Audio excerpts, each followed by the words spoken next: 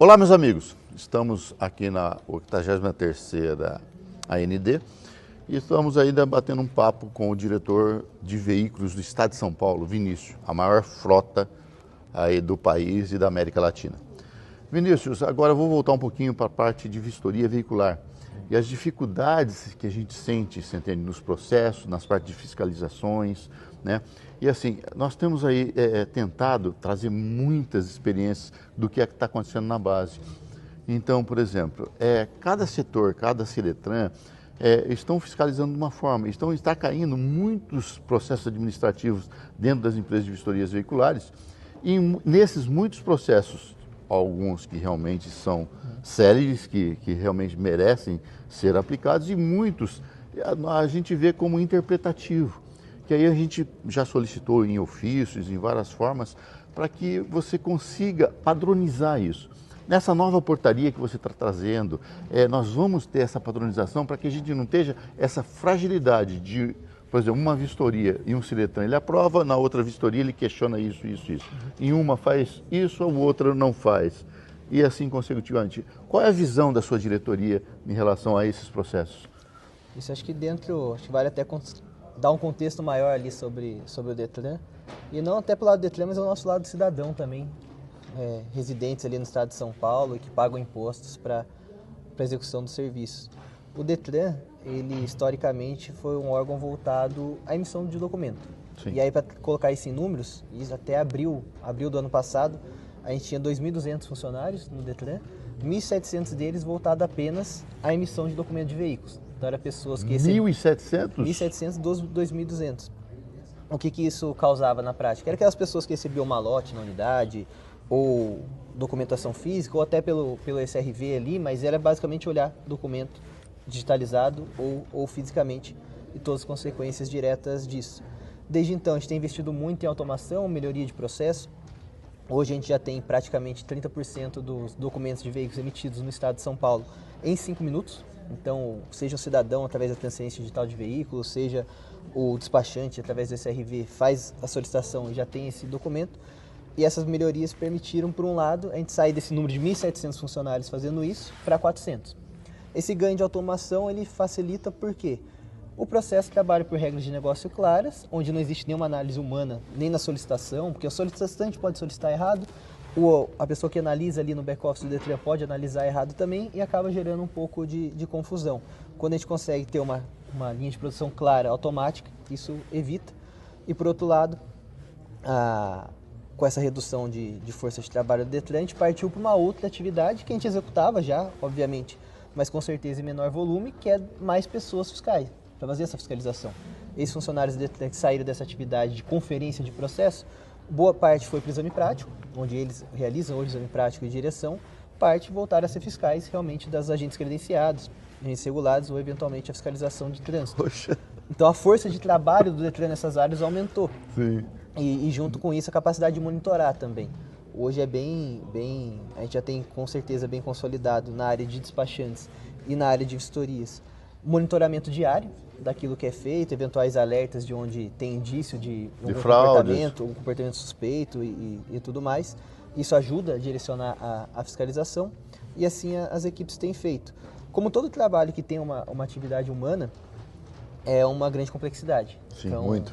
Ainda mais nesse volume que você tem. Hein? Exato. É bem trabalhoso e complexo, um desafio bem grande, mas a gente vê uma evolução e até não faz parte também do nosso modelo de trabalho, está escutando a ponta e até falando da diretoria de veículos específica, eu sou servidor ali de carreira do Detran desde 2014, fui de atendente de mesa de poupa-tempo a vistoriador, conhece o processo, por isso que está sendo um dos melhores diretores de veículos até hoje do Detran, né? Conhece o processo da base até o final.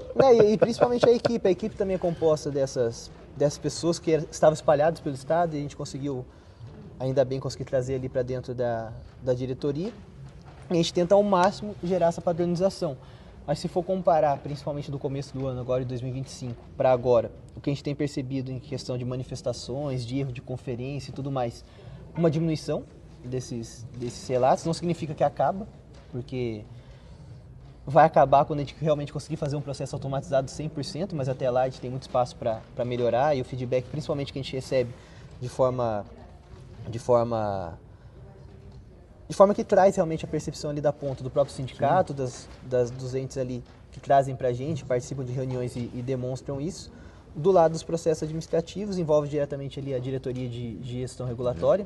Eu sei que eles têm trabalhado bastante também nessa padronização e tem esse contato ali com vocês. E o que a gente pode esperar da nova portaria, né? E como ela vai poder ajudar nisso.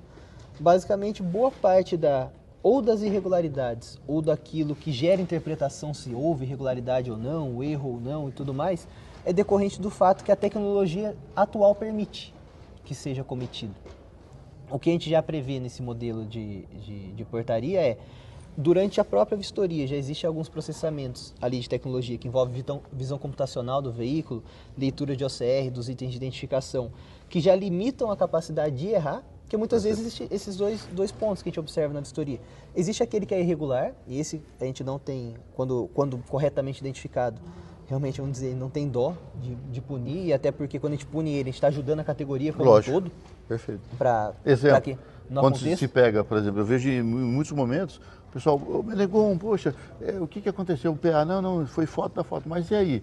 Agora, a diferença que, desculpe ter te cortado, porque foi nesse passo, porque assim, em muitos momentos, o empresário, ele não sabe o que aconteceu, porque ele tem lá 20, 30 historiadores, ele não consegue humanamente ele olhar e cuidar desses 20. Por isso que eu sempre falo, você faz o boletim de ocorrência. Nós na Convenção Coletiva de Trabalho, amparamos isso na Convenção Coletiva de Trabalho, você entende? Para que ele possa punir aquele aquele mau historiador que ele fez. Então aí eu vejo, eu tenho falado muito com vocês e você ainda me justifica da legislação, que, por exemplo, a empresa ela não pode ser punida, mas aí você pode ver, quando vocês mesmo assim dão essa punição e eu consigo entrar na justiça provando que ele realmente tomou todas as medidas, fez boletim de ocorrência, demitiu o funcionário por justa causa, tudo, a gente consegue ganhar liminar para continuar trabalhando, inclusive. Né?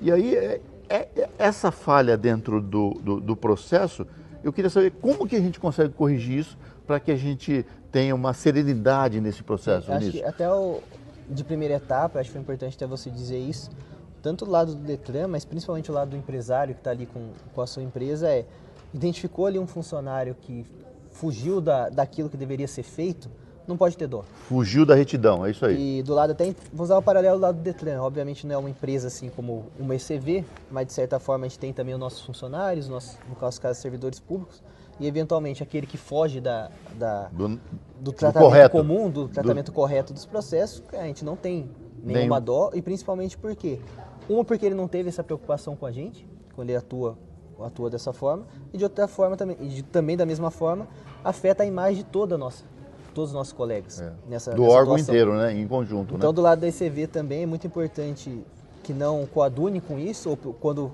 acaba encontrando que não tenha, vamos chamar assim, não tenha dó de fazer os procedimentos corretos. Do lado interno do Detran, desse processamento, existe aquele ponto de dificuldade, que existe até uma conversa de vocês ali junto com a diretoria de gestão regulatória, Sim. que por um lado não existe na resolução na 941 hoje, até o presente momento. É uma das propostas que a gente quer que tenha na futura regulado, resolução, né? Que passe a ter a figura do historiador realmente na resolução. Hoje não tem, acaba visto a empresa, né? E acaba gerando diversos efeitos. Um dos principais efeitos é esse. Eu sei que tem essa conversa ali sendo feita com a área que toca ali a fiscalização e principalmente o processamento dos processos administrativos. É uma evolução contínua desse tratamento. O mais recente que a gente acabou tendo também uma área que nunca tinha passado, essa sim, praticamente nunca tinha passado por fiscalização, foi do despachantes. A gente começou a fiscalizar e eventualmente ao longo desses processos foi identificado, por um lado, os despachantes melhoraram muito determinados processos, por outro lado o Detran também soube tratar melhor e realizar esse processo de maneira mais justa para punir efetivamente aquele que estava irregular.